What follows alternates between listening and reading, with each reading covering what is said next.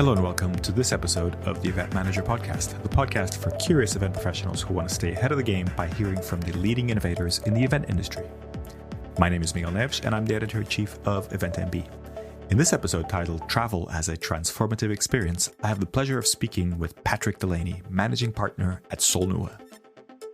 We cover a lot of topics around the transformative power of travel, including why destination marketing requires an alternative view, how destinations have two masters, the visitors and the local community, why event professionals should get involved in industry associations and how that can really benefit them, how event professionals are fortunate to be able to contribute to societal issues, sustainability issues, and inclusivity issues, and why the event industry should aim to be more reflective rather than reactive. I hope you enjoy listening to this conversation, and I invite you to check out the other episodes of the Event Manager Podcast with tips and insights from today's most influential event professionals. You can find all the episodes on our website or subscribe through your favorite podcast service.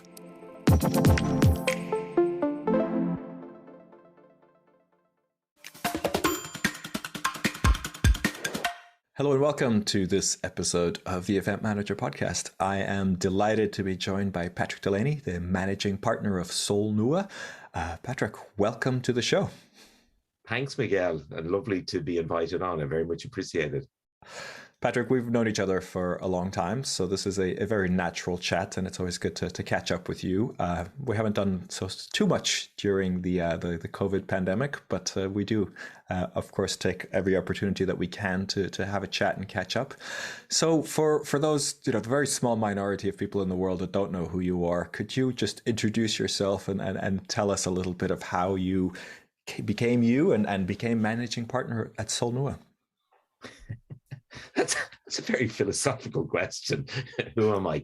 Well, I'm a human being, first of all, and which I think is a very good part to start. I'd say I'm a curious person. Probably some would describe as somebody with a fully developed personality. I hope I'm grateful, because I have a lot to be grateful for, and I have. In this particular part of my career, I've been involved in the meetings and events, the business events side for over 35 years. As you know, probably my background, funny enough, is in hotel management.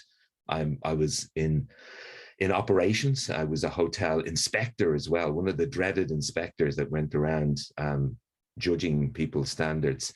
And through probably, I would say, if you ask most people in our industry, through good luck and good fortune, or being at the right time in the right place, I migrated into sales and marketing, and then migrated from operations into destination marketing, and then on to running a classical musical festival, and then opening a DMC, and then with my business partner, Porrick Gilligan. Actually, our first DMC, by the way, was called Delaney Marketing Consultants. Now, Miguel, you're a man, a smart man. I know that you've got facial hair, so that's always a good sign. But DMC, Delaney Marketing Consultants, is obviously a play in initials. And it was one of the great marketing lessons insofar as no one got it except me and the barman, who was probably there when I came up with the idea. So we migrated from being... You were DMC. Absolutely. And it was brilliant. I just think, God, I'm smart. This is really, really good. But, forgot that the customer is the most important person. So we needed to check that piece out. But we changed then into Ovation and grew a very successful company in Ireland. And we became, like, as I described it, as the one-eyed beggar in the land of the blind. We were huge and very successful, but Ireland is a smaller market. And at a certain stage, we had to make that decision either to grow and expand outside of our immediate geographic area. We had already expanded in terms of the offerings, because we were then doing association meetings and other agency services as opposed to in addition to the DMC work. And then we merged with MCI, again, a great privilege to be involved in that company and in its growth. And we rolled out the Ovation brand then in 100 different countries around the world. And then eventually, at a certain stage, said, hey, listen, that was really good experience, but maybe we wanted to go back to our roots and be a smaller organization. And then we founded Solnua, which is the Gaelic word for an alternative view, which is, I suppose, sums up the essence of what we offer insofar as we're an advisory that works with destinations, venues, companies in helping them with their sales, with their marketing, training and strategy in the business events area. So it's been a journey and continues to evolve. So I really wanted to dig a little bit into Solnua, a different view. Why a different view? And I guess my question is really around, why is that so important when we're talking about destination marketing? Well, I think it's very important in life, not only in destination marketing. And I suppose it summed up. I started off by saying we've been involved in this business for some time, certainly in my case, over 35 years. And I've made an awful lot of mistakes. And from those mistakes, I always, when I'm speaking to potential customers, and not all customers want the kind of offering that you're proposing. And the offering that we're saying, look, A, don't make the mistakes we've made, learn from our mistakes.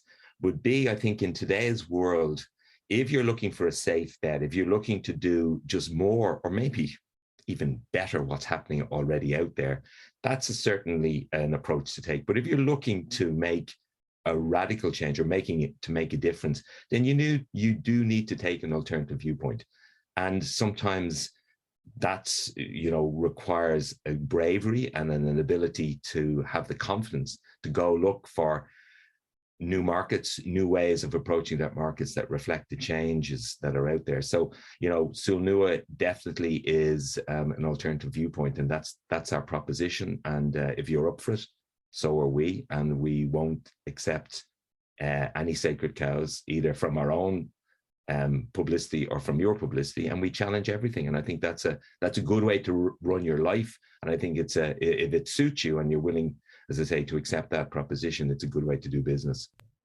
It does sound like it's a statement in itself, right? So you're not kind of saying we're here to help your destination, no matter who you are and how you see the world, but more like we're here to help you if you want to do things differently. A little bit like the Apple phrase, right? If you want to think differently or act differently, then we might be the right ones for you. Hey, I'm going to use that in future. Who are these people, Apple? Do you think they'd know if I liberated that phrase? It's very, as usual. Yeah, you summed it up really well. Yeah, I should have put it like that. But yeah, and it does require willing to take a risk, because not everything works.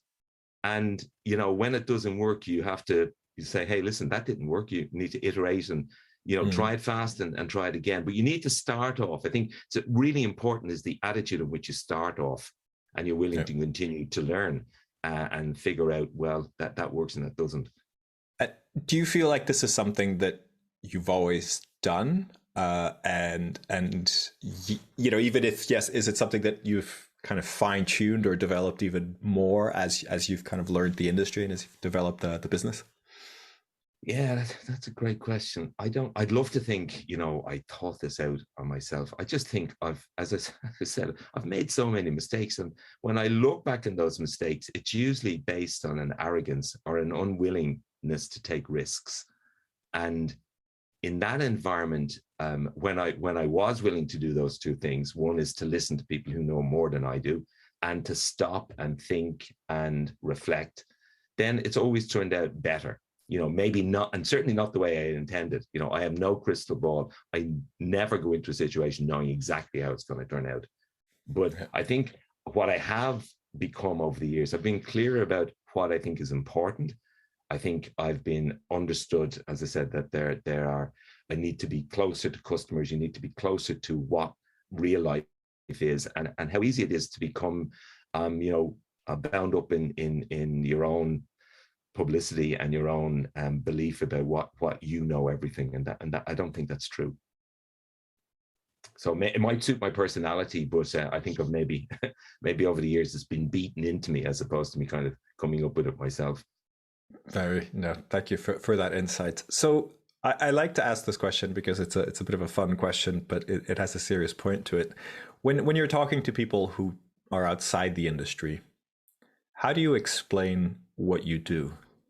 Oh God, I panic. The first thing I think is, oh my God, how am I going to explain to them? They think I'm a party planner or I organize conferences or something. I normally say I connect people. I help them learn more about what they know, and I introduce them to things that they don't know and experiences they haven't had. And that usually kind of people stand back and stop, and then allow you to expand on, they kind of allows you to expand on the fact that you're not a psychiatrist or a psychologist, although probably that's their skill sets that do come in and in meeting planning. But yeah, it's a nightmare. And I get annoyed with people who try and put, our industry in a very limited view of, as if we're, we just organize meetings as if they happen without any pre-planning, without any goals, and without any purpose. And so I don't mention the meeting or the tourism or the planning in any way initially. I just try and leave it out in the hope that I can start a dialogue. Very interesting.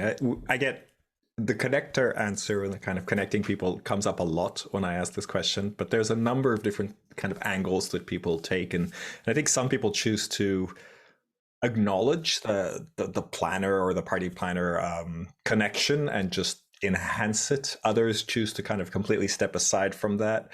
I think in your case with marketing destinations, there's probably a more kind of open-ended kind of parallel in tourism and travel that's easier to understand. But I see that you kind of didn't go there. You didn't want to kind of, the idea of selling a country or helping others sell a country is probably a little abstract as well, and may not be very helpful in that sense. Well, I also think it kind of limits the view, because I think in today's world, that's probably always been the same, is that people are very conscious about authenticity, sincerity.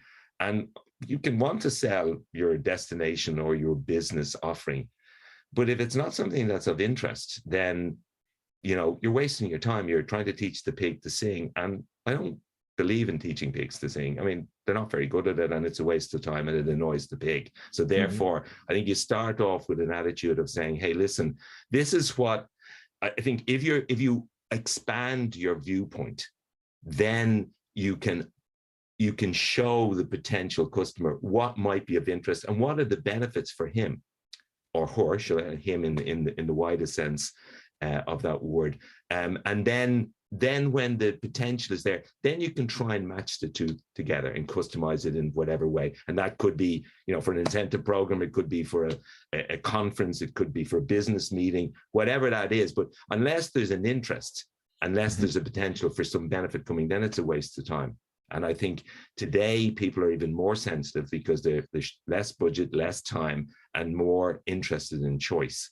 And they will decide whether or not you're going to do business or not. Very interesting. If you'll allow me to keep picking at this a little bit, sure. I wanted to explore. So if you feel that a client comes to you or potential client comes to you and says, we want to work with you, here's a bag of money, and you just cannot work it out. It just, for some reason, it just isn't right for you. How do you deal with that?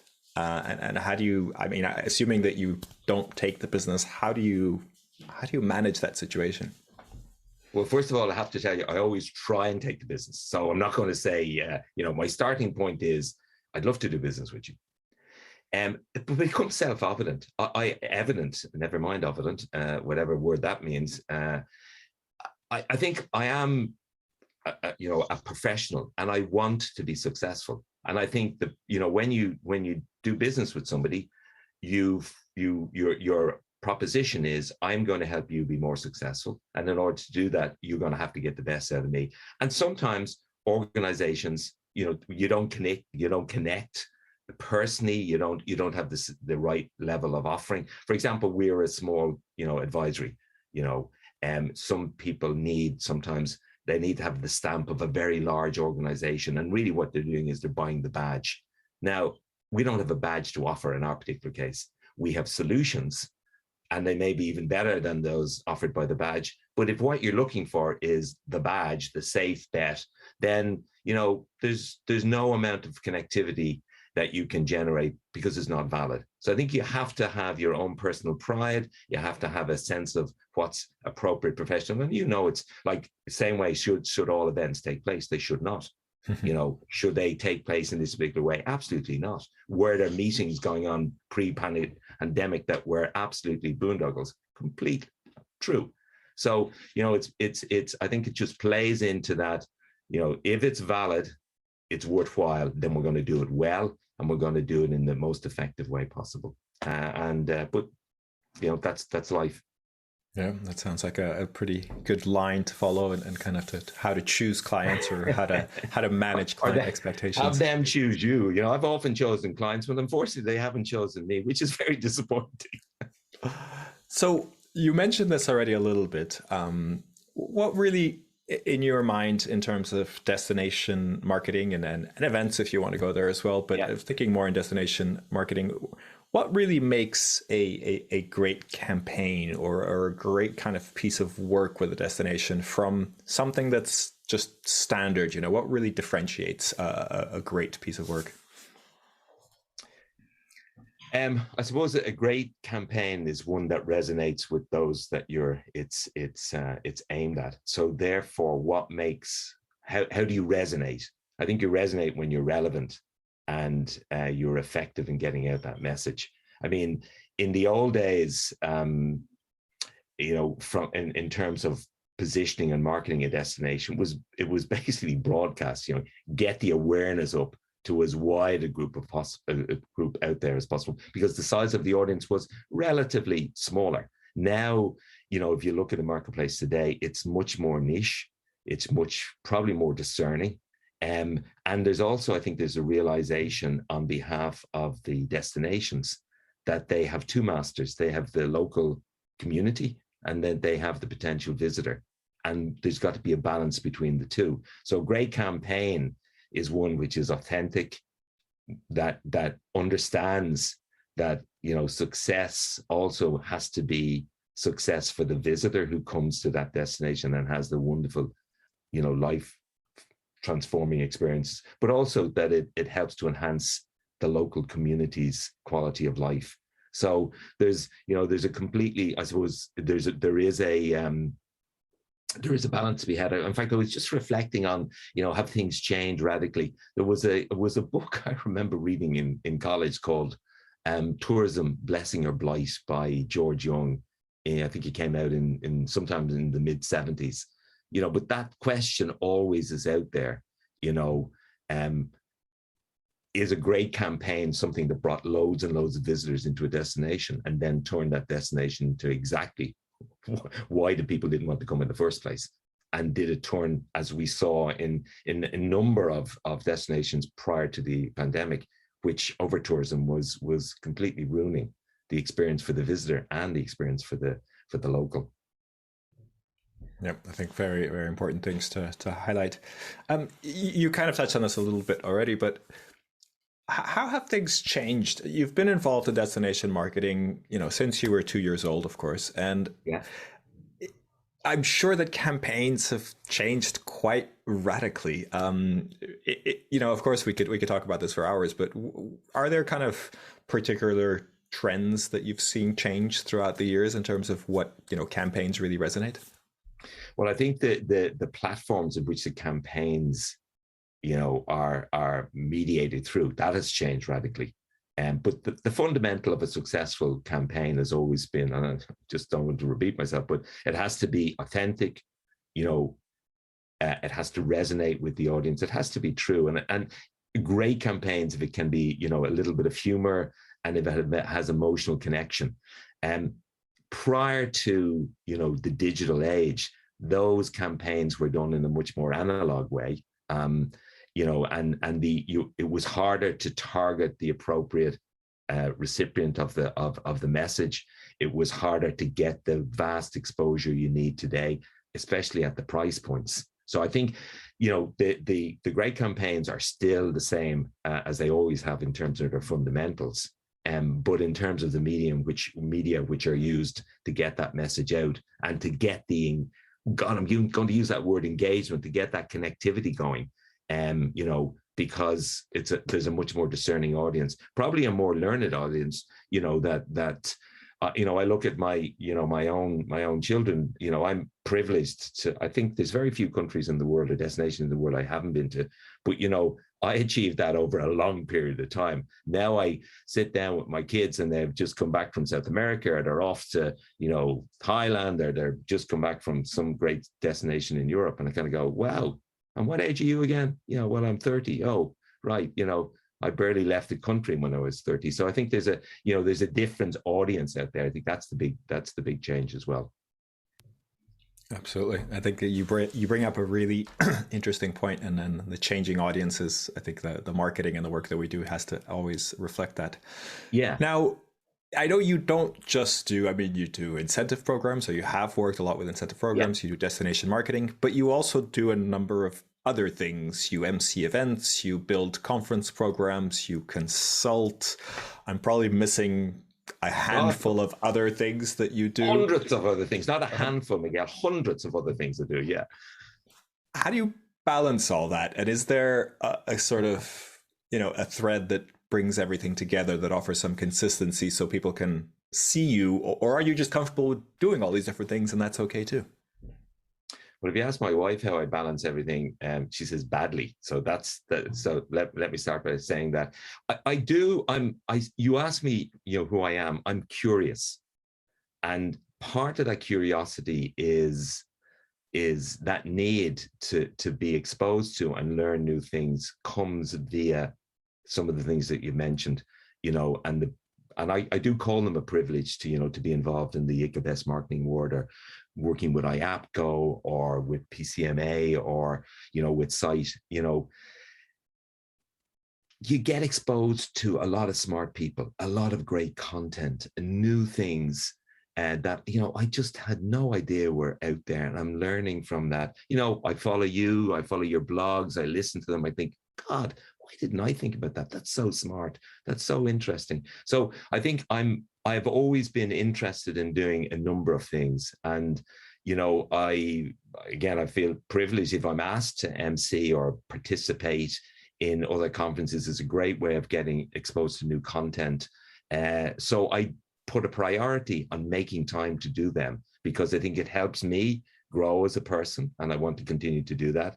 And as a professional, I need to do that as well. So it's a great platform for me to learn. And, I would really advise anybody who hasn't been involved in any of the organization. You and I met, Miguel, I think initially through MPI, another great organization.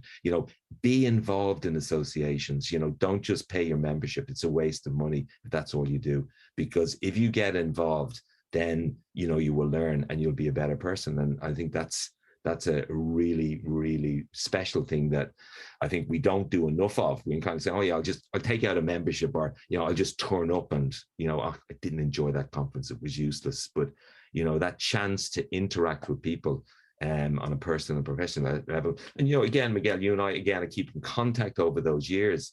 Look at that. We wouldn't have met if we hadn't been involved in associations.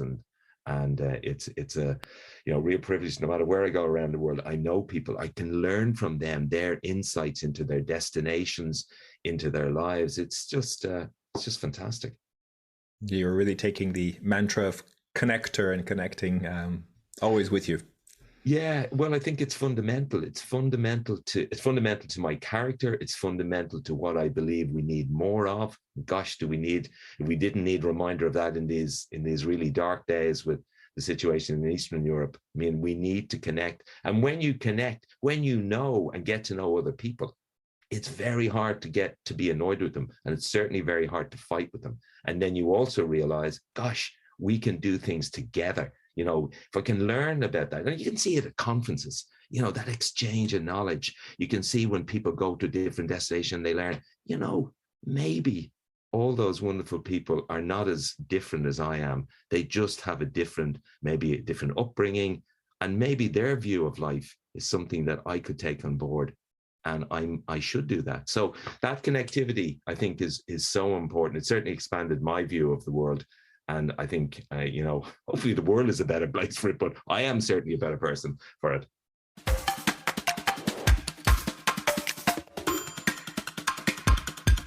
So I hope this doesn't come as a trick question, but I'm curious if you've ever considered writing a book, or maybe something that you're already working on.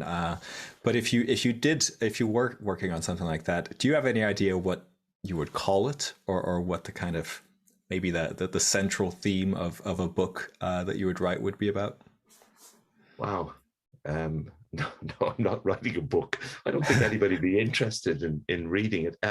I beg to differ, but okay, yeah. Okay, I'm going to start writing a book immediately. I've always wanted to write a book. you could just add it to the many things that you already do and that your wife kind of hates you for. So I might call it Lucky Me. Lucky Me, because I didn't plan. There's no way, when I reflect back over my career, did I plan to go into this wonderful industry or sector? But through good fortune of other people, have I been exposed to opportunities, to experiences that I would not have. I'm Irish, which of course is a privilege in life. But I grew up in Dublin. Probably if I looked at lots of my friends, they enjoy living in Ireland. It's a fantastic place to live, but they haven't been, to the very many destinations around the world that I've had, and they haven't met the people. Again, they haven't met the people and learned and what's out there and been motivated. I mean, I'm just so motivated by the different experiences and had the chance to contribute, because I think that's the great thing about our industry, that we don't celebrate. And I think it's obvious, because when we went to talk to government, they still don't understand what we do, but we don't celebrate the potential to have impact. And I'm so delighted that impact and legacy, are becoming two topics of really central platforms for what people are talking about, because we can have really positive impact for good on a level that is far beyond my pay grade anyway. I think you've nailed it. You've nailed the title of this podcast. So you've really helped me define the title of this episode, which I think is great. I think Lucky Me, I think is a great title, and I just detect a great sense of just humbleness and gratefulness for having these opportunities and for everything. And I've lots of reasons to be humble, Miguel. I can tell you that, and anybody that knows me as you do can reaffirm that. But we are privileged. We are privileged to be, to have those levers in our hands to participate, to play our part, and on any of the industry, any of the societal issues, obviously on the sustainability issue, inclusivity, all of those issues, we can play a part, and we have the ability to do that. We just need to take the opportunity, and we need to shout about it, and we need to celebrate the fact that we can do that, and then be recognized as, and that's the platform we have. And certainly that will get over, and many the dark night when you sit around and you think, why am I doing this bloody thing? What's the purpose? And I think that purpose is certainly what drives me. And I think what we need to always be clear about the purpose. And we have a big purpose in life if we take that opportunity. Yep. Events may seem very lighthearted and simple, but there can be important purposes behind them. Absolutely, and that doesn't mean that we don't have fun. And purpose is certainly to bring joy and enjoyment. This is not, I'm not carrying the burden of the world on my shoulders. What I am carrying, I think, is the opportunity to let people grow personally and professionally and have brilliant experiences. And as you know, from a destination point of view, when you go to these, when you really have an experience, when you get to know you get to know the locals, you get to know what's important to them, your life is expanded and you have a lot of fun. You have a lot of crack, as we'd say in Ireland. And that's really energizing. The crack, I think the crack is good. Yeah, you better explain that in the podcast, that it's of course a Gaelic word meaning fun and has no reference to that other sometimes misunderstood use of the word in terms of drugs. When it's spelt out, it's easier to differentiate, of course, right? But it took me a few years to figure out what that meant. Yeah, crack is ceol, as we'd say, music and fun. Excellent. So you mentioned a little bit about the challenges that the industry is facing. Could you what do you think are the biggest challenges that you think we're facing? And feel free to pick on current challenges because we're recording this in March of 2022. And of course, there's a conflict between Russia and Ukraine that is happening right now that is on everybody's mind. Feel free to pick on that one, or if there's any other challenges that you see that you think are really important for us to face head on.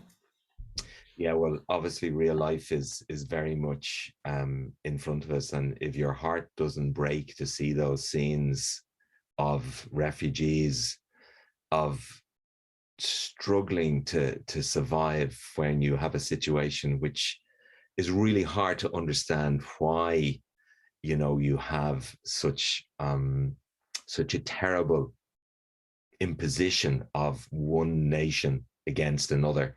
Probably when it's not the nations, it's the leaders, because there's so much, historical and cultural connectivity between Ukraine and Russia. So that's really, really sad. And I suppose, it probably brings me on to the biggest issue I think that we all face is as in Ukraine, which I'm kind of reluctant even to talk on bigger issues when being alive and staying alive is the most important thing. But if you take that being alive and staying alive, if you take that and just transpond it into a slightly bigger environment, you look at sustainability, and that has to be the biggest one. Because if we're not in existence, if we don't listen to the science and every report that comes out, and I am not somebody that has always, like my good friend Guy Bigwood, who's been talking about this for quite some time. I'm too stupid to have figured it out. But, even I can understand that the science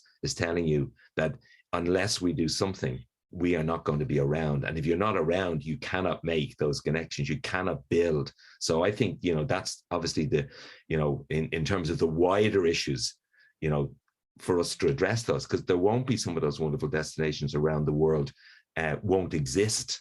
And those that do exist, they're offering the climate, as we can see it in the floods, the fires, things that are changing fundamentally those destinations and what we find attractive about them. And that's all based on the sustainability aspect. So we really have to do that.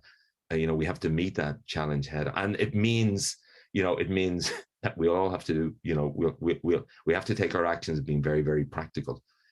So I don't want to in any way undermine the awfulness of the Ukraine situation, because my heart I just cry when I think about that waste of human life. But I think taking that as a theme, then building on to sustainability has to be the big issue. And then, on kind of lower levels, obviously, if we do get that together, then, what type of events we run, get back to, do they have a purpose? How are they run? The operational side of how they're run. Should they happen in the first place? And these are questions that have always been there, but they've become more, the imperative to answer them intelligently is much more immediate. So what type of events, what are the type of experiences at those events that should take place, and how they're run? All of those issues we're facing. And then, as these are not my particular insights. They're just out there, and they're obvious to everybody that, how we include people and how we make sure that these issues are addressed. And these are not woke issues. These are real issues that you face every single day. And I really object to people when they kind of say, well, this means you've got to, this means sacrifice, and it means actions. So, when I'm talking about sustainability, I always think, oh, I love showers. I love letting the water run for hours and hours, but I've got to stop doing that. That's stupid. That's not, so you got to get down to practical, really practical issues, as well as the bigger issues. So all of those sustainability goals, we just got to start changing our behavior. And I've got to be the first one to start. And I mean, sustainability comes up a lot in conversations about challenges, and I do not disagree at all. Do you feel that the industry is serious about sustainability? And I ask that in the most open-ended way possible. I hear a lot of talk, but ultimately this is a wasteful industry, right? We travel around the world. We bring people together. We do things that are on the opposite end, at least from ecology, from the ecology side of sustainability. So how serious do you think the industry really is, and can we really make a difference?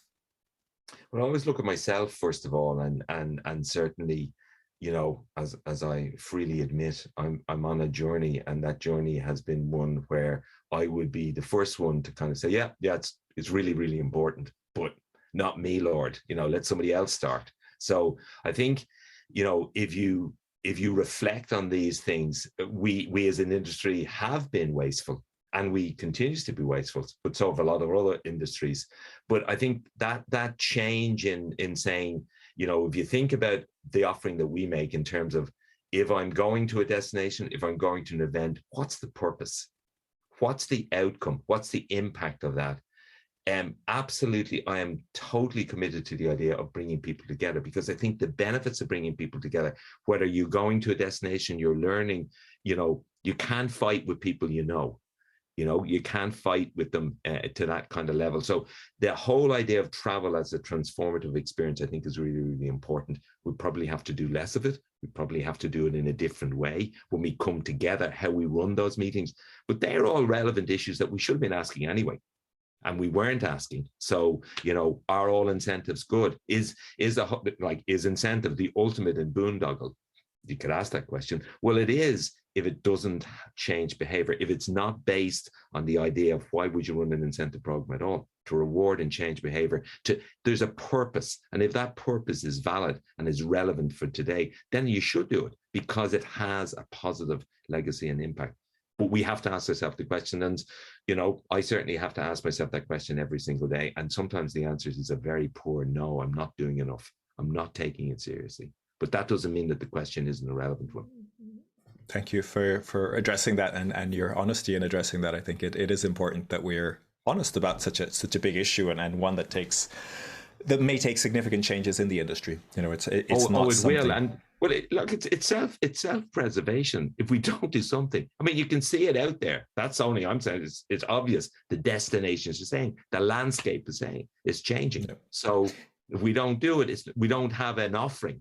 If we don't have an offering, we're not in business. So it does become a bit of a short-term goals versus long-term goals, right? You might be blinded by short-term goals of keeping the business alive, but if you don't address the long-term ones, then you've no business in the first place. So forget it.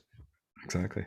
And you know, if you could change something, if you had the power to really change something in the industry, what would that be? And maybe it's sustainability as well, but is there anything else that you would really like to change at a fundamental level if you could?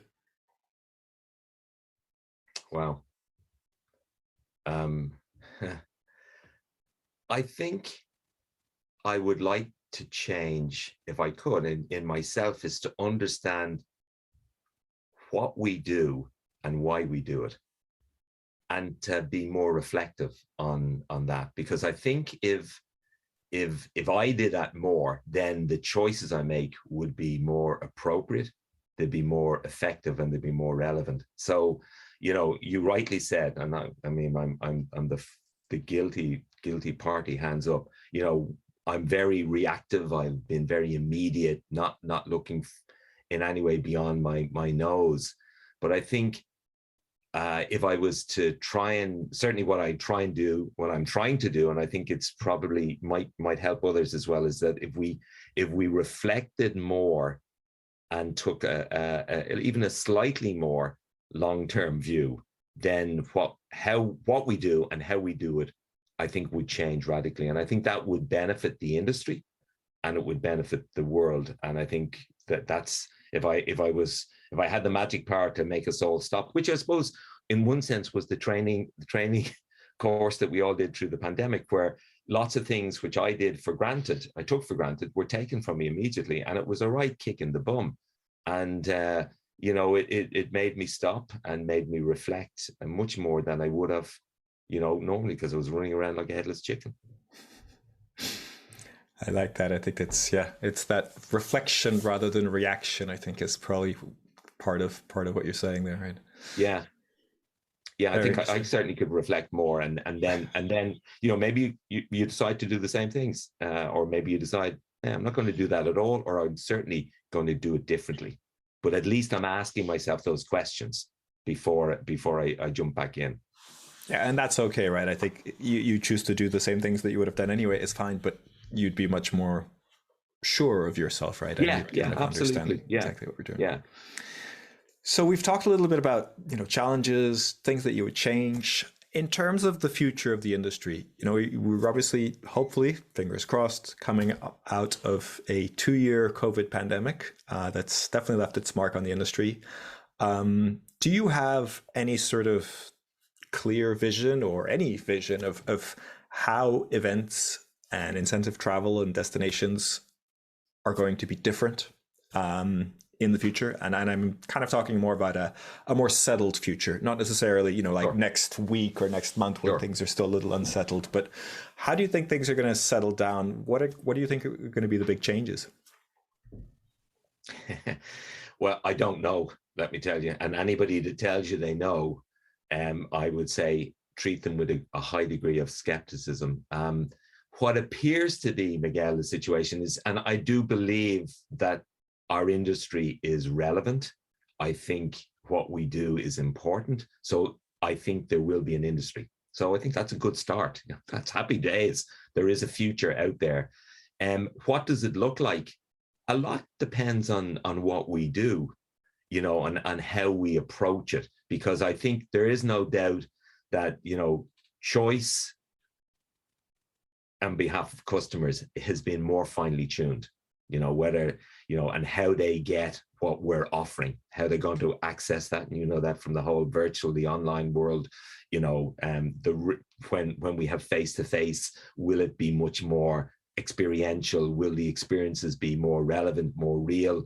Absolutely. All of those things seem to make sense in terms of how we promote destinations, that they have to be more balanced in terms of the offering and what's the impact on the local community. I think all of those parameters are out there, and that's all I know. I can see those being pillars from which we will need to bounce off and define our plans.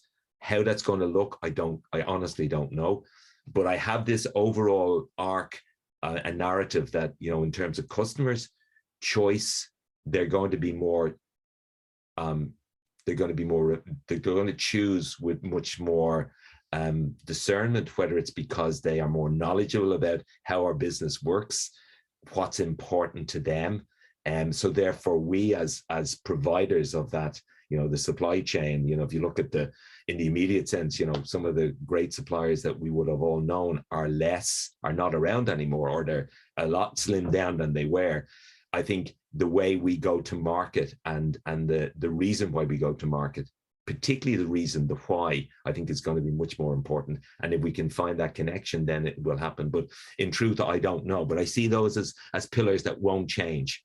And each destination and each business is going to have to fine tune their offering in relation to those pillars of relevance, purpose, effectiveness, and what I suppose what always reminds me is, when people are talking about all the time, well, which platform will I use? Is it going to be digital? Is it going to be face to face?